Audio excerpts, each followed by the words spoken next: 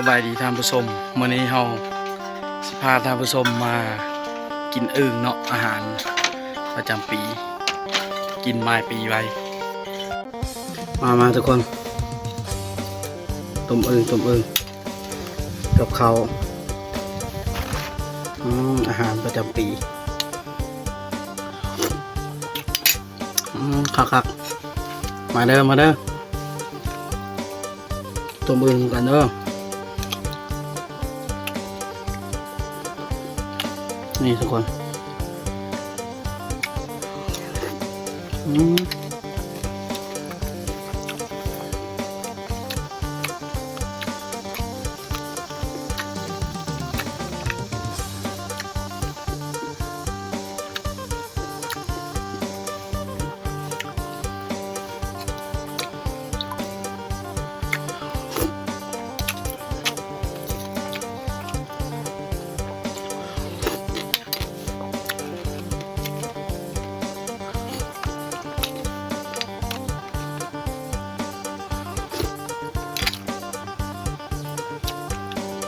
เชื่อใบมะขามอ่อน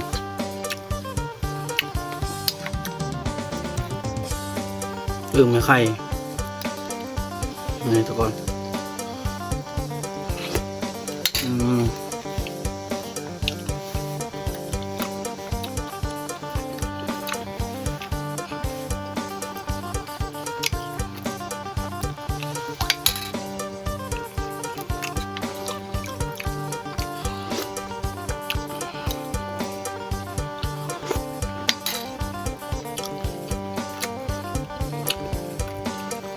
สุดยอด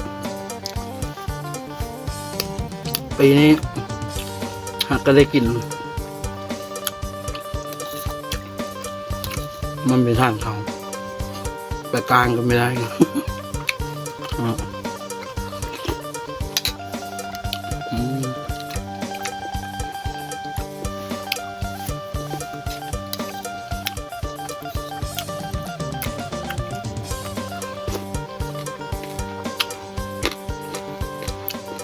บ้านเฮาคักเลย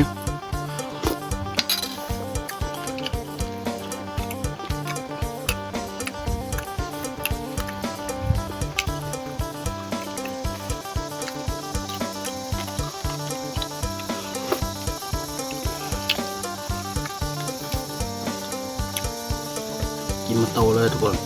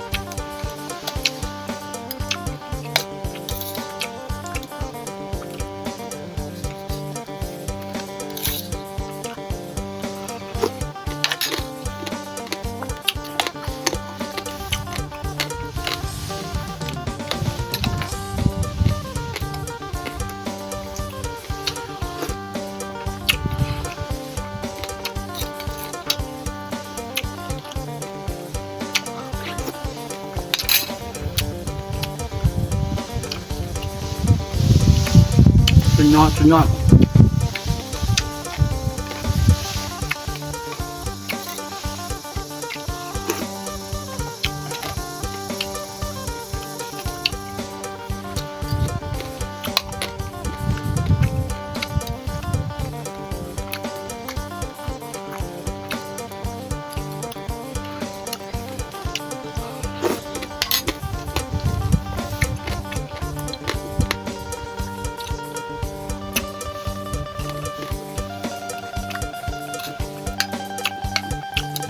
คักอะมาเร็วต้มอึ่งกันเด้อทุกคนเด้อ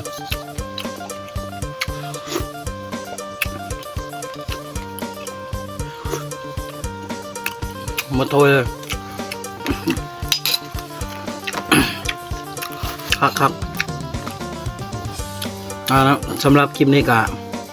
ขอจบลงเพียงสำนี้เนาะฝากทุกคนกดไลค์กดแชร์ให้เด้อเพื่อเป็นกำลังใจให้เราเฮ็ดคลิปหน้าอีกต่อไป